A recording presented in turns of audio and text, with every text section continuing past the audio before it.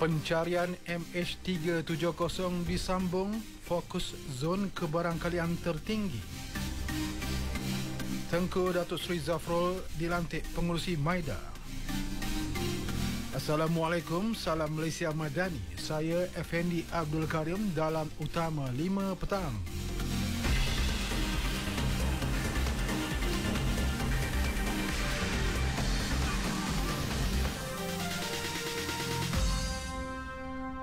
Pencarian pesawat Malaysia Airlines penerbangan MH370 akan disambung pada 30 Disember dengan tumpuan kepada zon yang dikenal pasti mempunyai kebarangkalian tertinggi mengesan pesawat itu.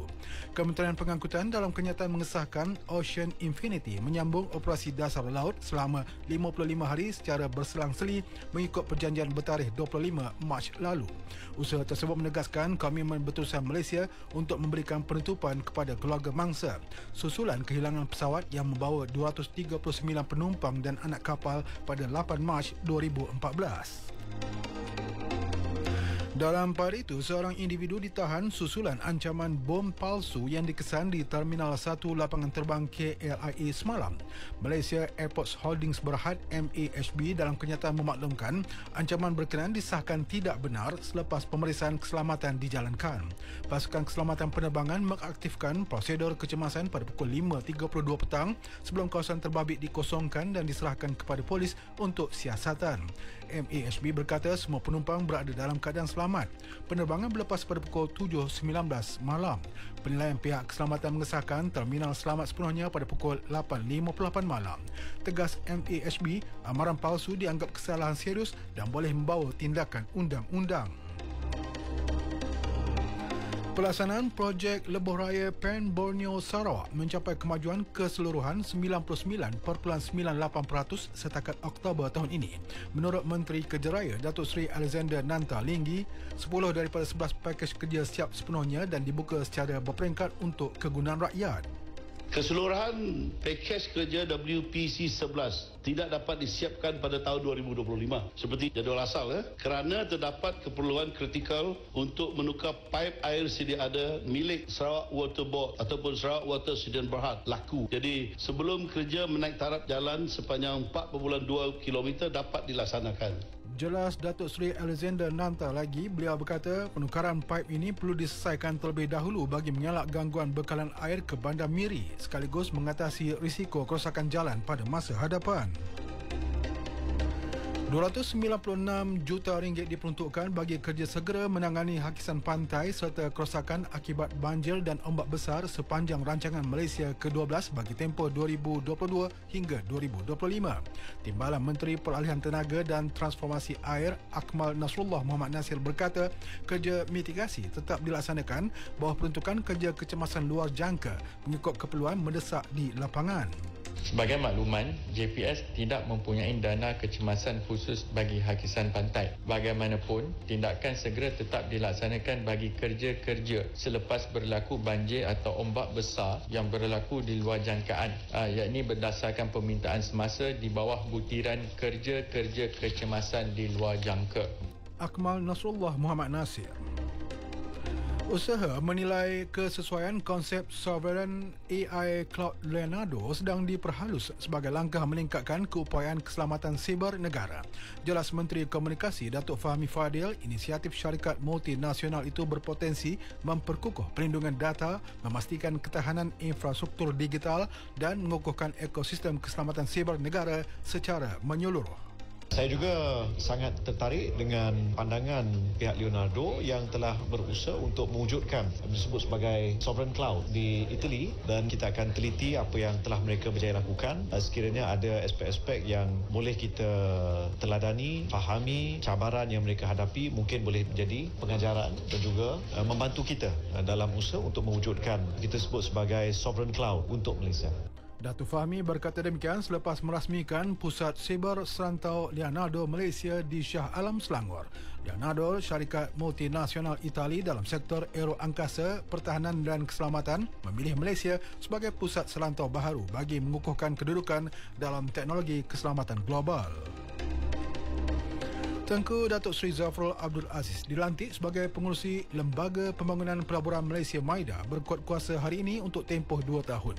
Pejabat Perdana Menteri menerusi kenyataan memaklumkan pelantikan Datuk Seri Zafrul telah mendapat persetujuan Perdana Menteri Datuk Seri Anwar Ibrahim. Beliau turut diberikan beberapa tanggungjawab tambahan yang sedang diperincikan dan akan diumumkan kemudian.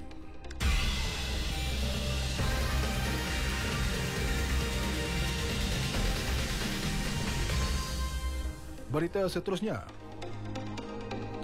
Bekas Setiausaha Politik Kanan Perdana Menteri Datuk Seri Syamsul Iskandar Muhammad Akin dan Ahli Perniagaan Albert Tay bakal berdepan 4 pertuduhan di Mahkamah Session Kuala Lumpur esok.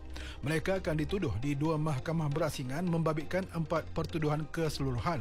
Ketua Pesuruhjaya SPRM Tan Sri Azam Baki memaklumkan kedua-duanya turut didakwa di Mahkamah Session Shah Alam pada Jumaat masing-masing dengan 1 pertuduhan tambahan. Di Mahkamah Session Kuala Lumpur, kedua-duanya akan menghadapi 4 pertuduhan, iaitu seperti berikut. Datuk Sri Syamsul Iskandar akan dituduh di bawah Seksyen 17 dalam kurungan Subsection A Akta Suruhanjaya Pencegahan Rasuah 2009, iaitu menerima suapan. Yang kedua, Mr. Albert Tay dituduh kerana memberi suapan di bawah Seksyen 17 Subsection B Akta Suruhanjaya Pencegahan Rasuah 2009. Dan begitu juga di Mahkamah Session Shah Alam kalau dituduh pada hari Jumaat, di mana masing-masing akan menghadapi 1 pertuduhan di bawah seksyen yang sama. Tan Sri Azam Baki, siasatan intensif dijalankan dalam tempoh seminggu dengan 32 saksi dipanggil. SPRM turut menahan seorang wanita, Sofia Rini Boyong, yang kini menjadi saksi kes berkenaan. Angkatan Tentera Malaysia bersiap siaga membantu operasi di lokasi tanah runtuh di Jalan Gua Musang Lodging. Panglima Brigad ke-8 Infanteri Brigadier Jeneral Muhammad Nizam Abdul Manap berkata pihaknya menunggu arahan pengurusan tertinggi sebelum digerakkan ke kawasan kejadian. Beliau memaklumkan laporan awal sudah diterima daripada Jawatankuasa Bencana Negeri dan tindakan akan diambil sebaik kelulusan diberi. Sementara itu, JKR Gua Musang mengesahkan laluan FT185 di Seksyen 107.6 berhampiran Pos Belau ditutup sepenuhnya. Pengguna jalan raya dinasihat menggunakan laluan alternatif. Amaran hujan berterusan tahap waspada dijangka melanda beberapa negeri di Semenanjung, Sabah dan Sarawak bermula Jumaat hingga Isnin depan. Menurut Ketua Pengarah Met Malaysia, Dr. Muhammad Hisham Muhammad Anip, hujan berterusan dijangka berlaku di Sabah pada 5 dan 6 Disember melibatkan Telupit, Kinabatangan, Beluran, Sandakan dan Kudat. Keadaan sama juga dijangka pada 6 dan 7 Disember di Kelantan, membabitkan Tumpat, Pasir Mas, Kota Baru, Bajuk dan Pasir Putih. Selain seluruh Terengganu serta kawasan Kuantan, Pekan dan Rompin di Pahang. Hujan berterusan turut dijangka pada 7 dan 8 Disember di Johor, antaranya melibatkan Segamat, Keluang dan Mersing. Manakala di Sarawak membabitkan Kuching, Serian, Samarahan, Seri Aman, Betong, Sarike, Sibu, Mukah dan Bintulu. Dalam pada itu, lebih 1,300 orang maut dalam kejadian banjir dan tanah runtuh melanda Indonesia, Sri Lanka dan Thailand. Ribuan terjejas. Di Indonesia, 753 orang disahkan maut manakala 650 lagi hilang. Banyak kawasan masih terputus hubungan. Menurut pihak berkuasa, operasi menyelamat sangat mencabar memandangkan skala kerosakan dan kawasan terjejas sangat besar. Penduduk juga menghadapi kekurangan makanan dan air yang kritikal. Di Sri Lanka, taufan Ditwah menyebabkan banjir dan tanah runtuh, membunuh sekurang-kurangnya 465 orang dengan 366 lagi hilang. Lebih 1,5 juta orang terjejas, termasuk lebih 200,000 ditempatkan di pusat pemindahan. Sementara itu, Sri Lanka memerlukan sehingga $7 bilion untuk membina semula rumah, industri dan jalan raya yang musnah akibat taufan Ditwah. Presiden Anura Kumara Disanayake menegaskan bantuan antarabangsa sangat penting untuk membiayai pemulihan, memandangkan negara masih belum pulih sepenuhnya daripada krisis ekonomi terburuk 3 tahun lalu.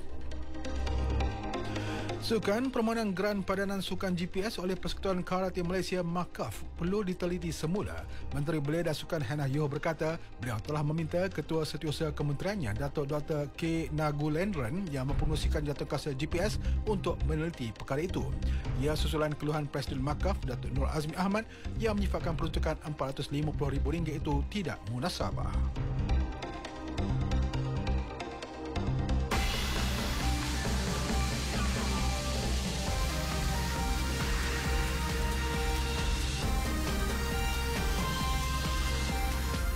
Disampaikan tajuk utama sekali lagi, pencarian MH370 disambung, fokus zon kebarangkalian tertinggi. Tengku Datuk Seri Zafrul dilantik pengurusi MIDA. Sekian berita yang disunting oleh Nur Syarida Shahabuddin dari Pusat Berita RTM. Assalamualaikum, salam Malaysia Madani.